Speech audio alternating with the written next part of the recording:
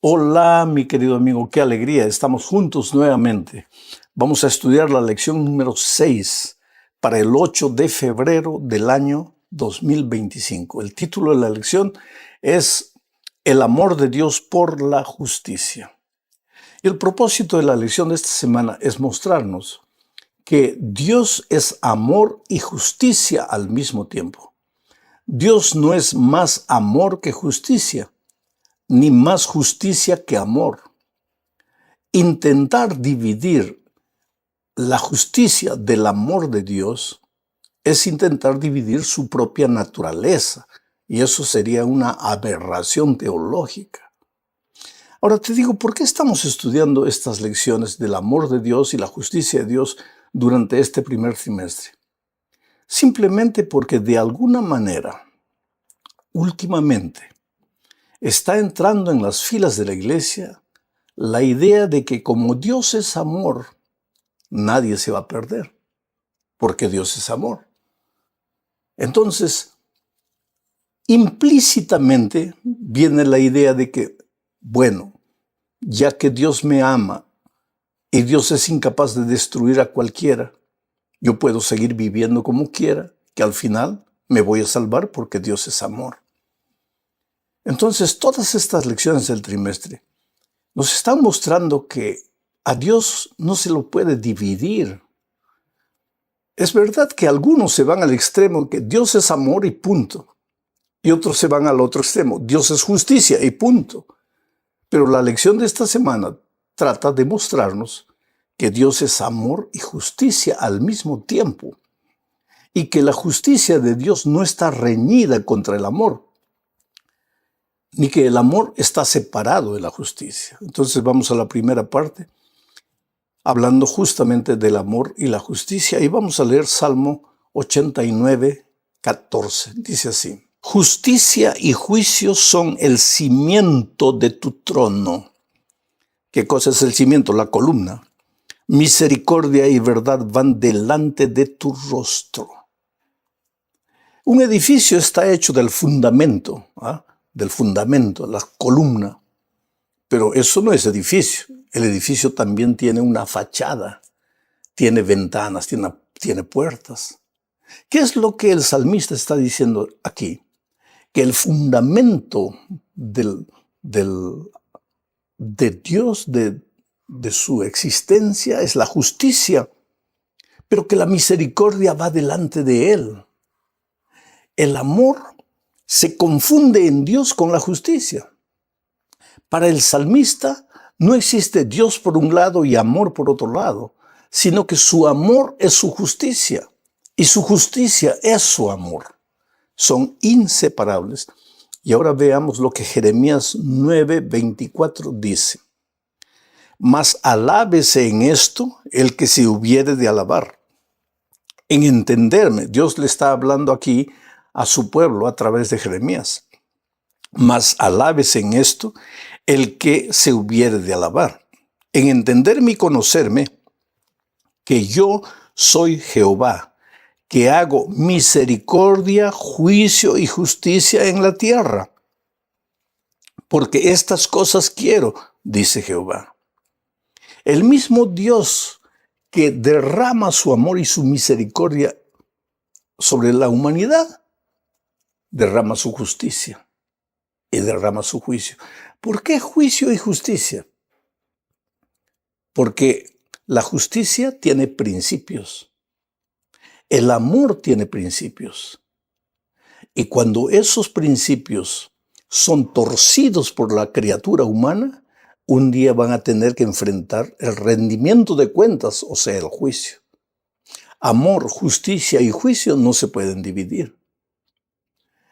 Pero qué miedo, viene el juicio. No, el juicio divino no es para que tengas miedo. Al contrario, el juicio divino es para que tus enemigos y los enemigos de Dios piensen en lo que están haciendo, porque un día van a tener que rendir cuentas a Dios. ¿Por qué tienes que tener miedo al juicio?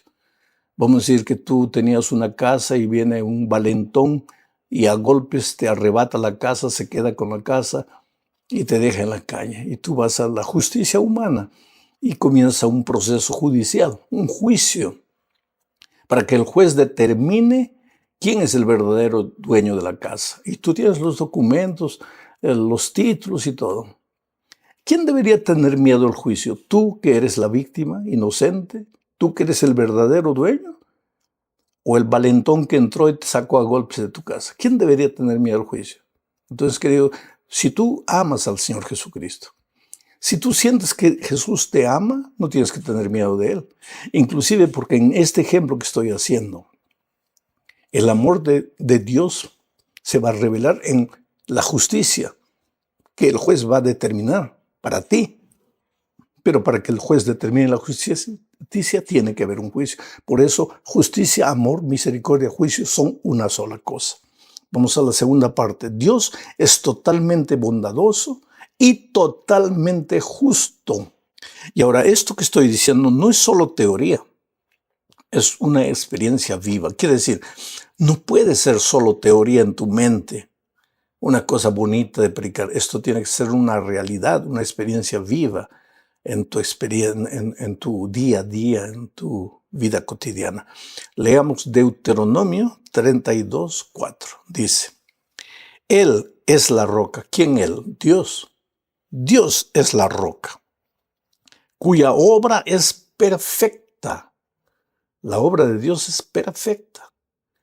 Por eso, Él es la roca. El salmista está usando una ilustración humana.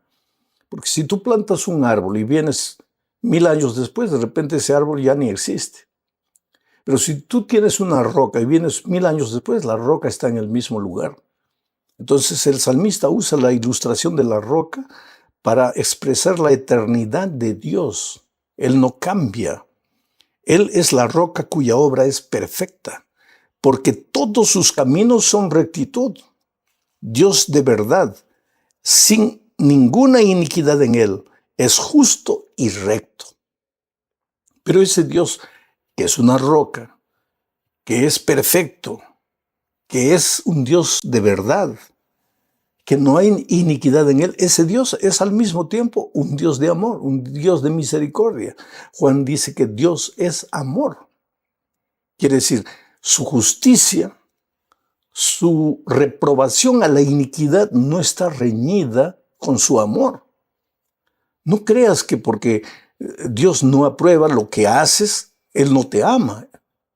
Él te ama, siempre te va a amar, pero no siempre va a aprobar tus actitudes cuando te sales de los caminos de Dios y haces lo que tu corazón humano quiere y caminas en caminos de perdición.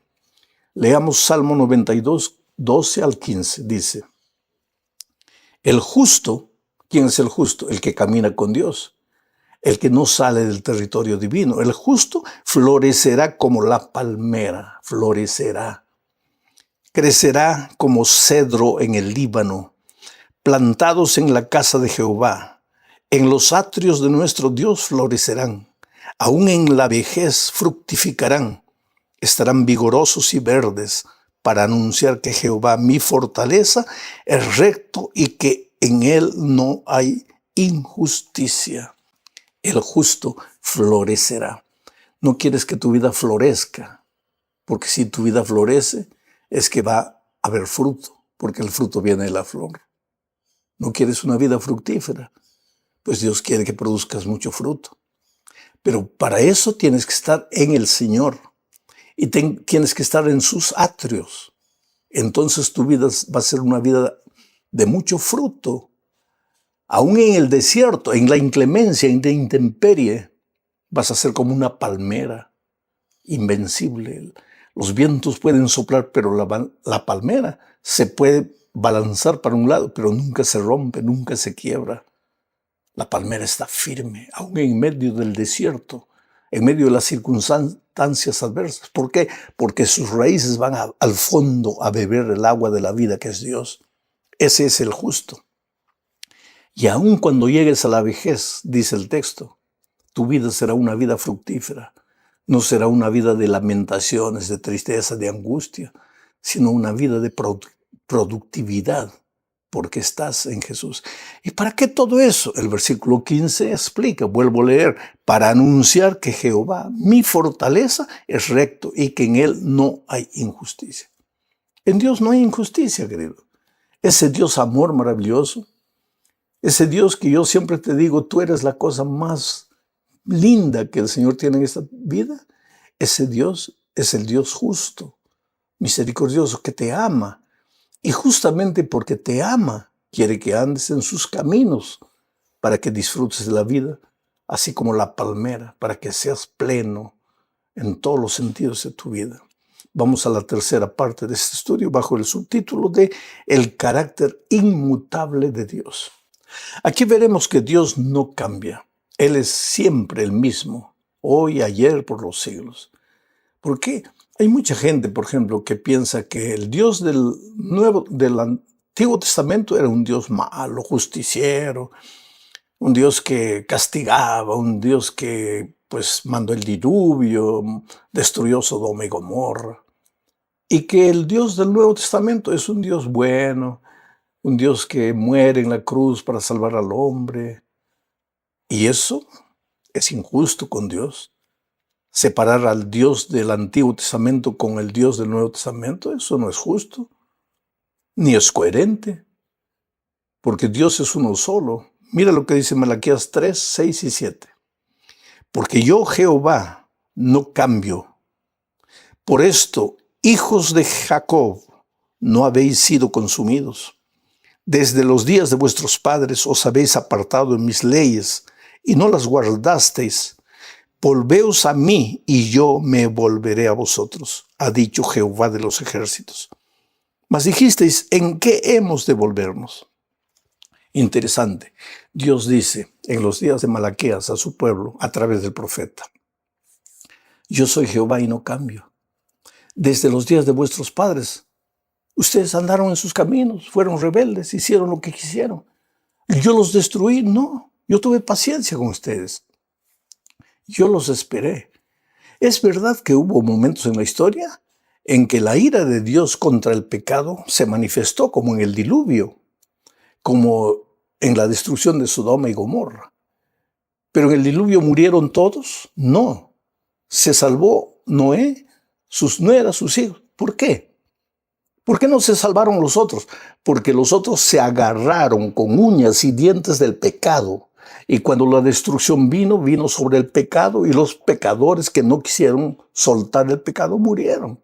Lo mismo sucedió con Sodoma y Gomorra. Dios no cambia.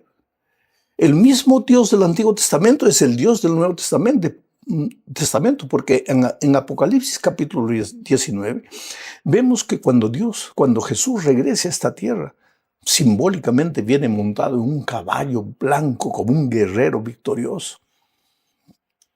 Y la gente tiembla. ¿Pero quién tiembla? ¿Los redimidos? ¿Los que lo siguieron en esta tierra? ¿Los que aceptaron su amor? No. Tiemblan sus enemigos. Porque dice que las ropas, los vestidos de Cristo serán manchados de rojo. ¿Y ese rojo simboliza qué? ¿La sangre de Cristo que derramó en la cruz? No, es la sangre de los rebeldes. ¿Por qué mueren los rebeldes? ¿Por qué murieron los rebeldes en Sodoma y Gomorra? Porque no quisieron apartarse del pecado. ¿Y por qué morirán los rebeldes por ocasión de la venida de Cristo? Porque no quisieron soltar el pecado. Pero en todo ese tiempo hubo un Dios paciente, un Dios amoroso, un Dios que llamó, un Dios que esperó.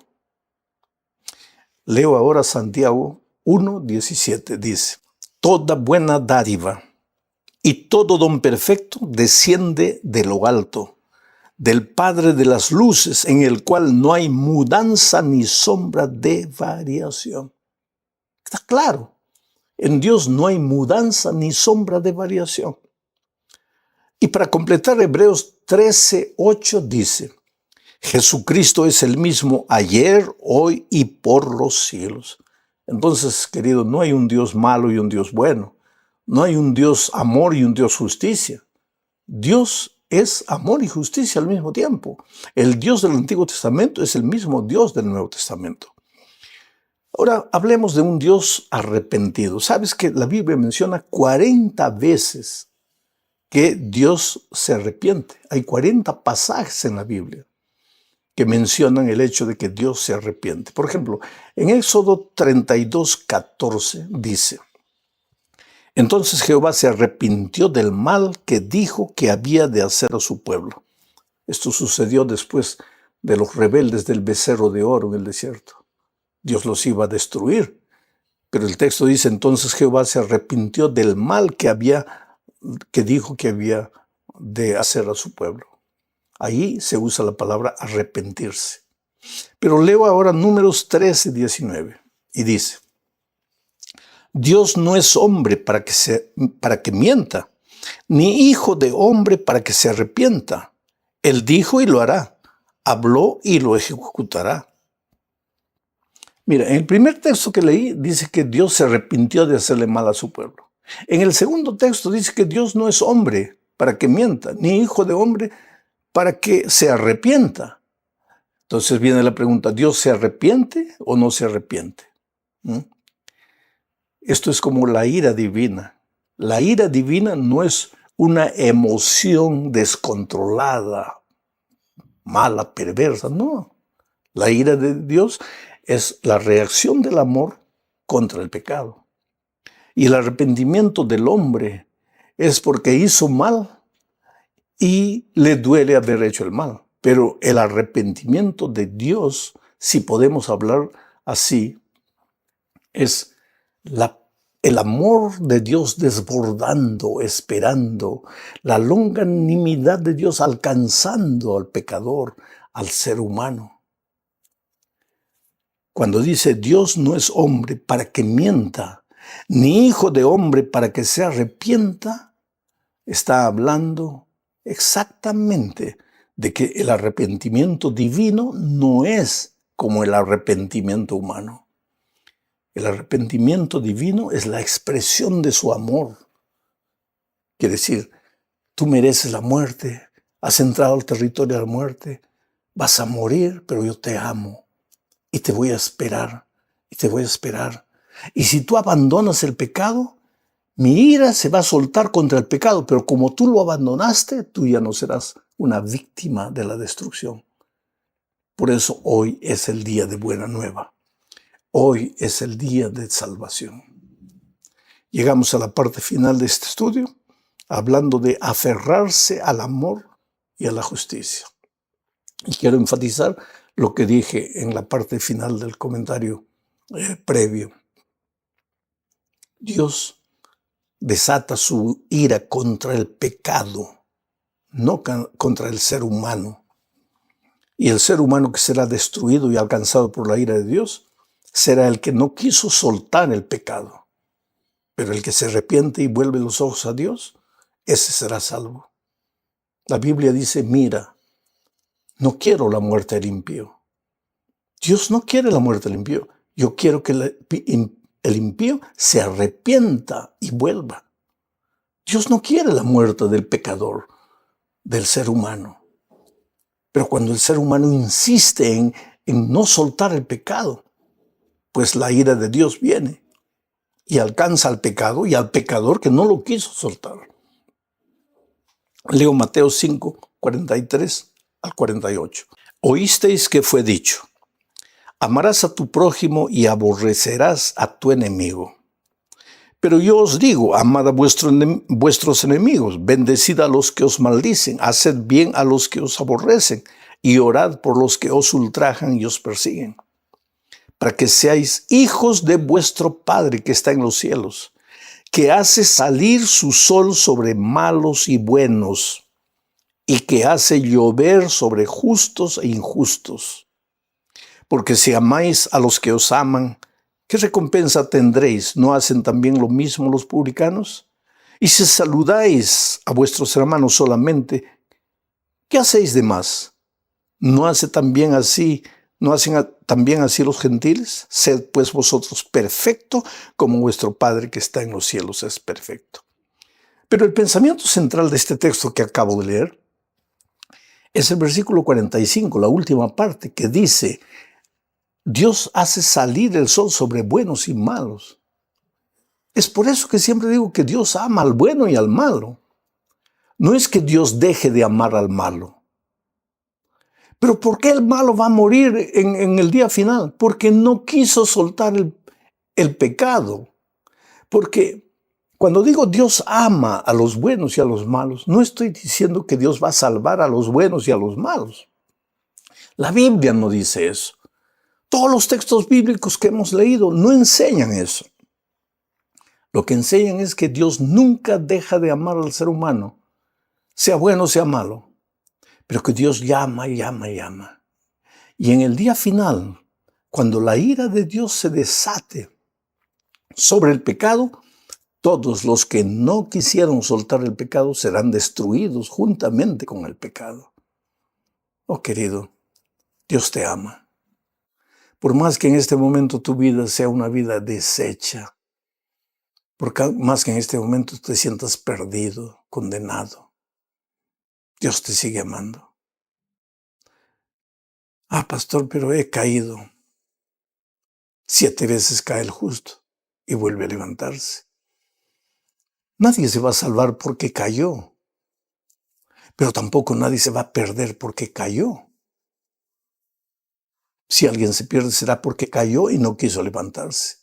Y cuando digo cayó en el pecado, se agarró del pecado y no lo quiso soltar. Entonces cuando la ira de Dios se desate sobre el pecado, se desatará también sobre el ser humano que no quiso soltar el pecado. Entonces el hecho de que te has ido lejos de Dios no quiere decir que tienes que permanecer allá. El hecho de que has fallado no quiere decir que tienes que continuar en esa situación. Ven a Jesús. Él te ama. ¿Cómo vengo? No tengo fuerzas. Déjate traer por el amor de Jesús. Pero pastor, mi vida está llena de pecado. Deja que Él te lave, que Él te limpie. Es su amor purificador que te transforma. Ven a Él. El próximo sábado ve a la iglesia tal como estás. No prometas nada, simplemente ve y dile, Señor, estoy aquí, no tengo fuerzas, no soy nada, me siento perdido. Pero deja que el amor de Jesús te envuelva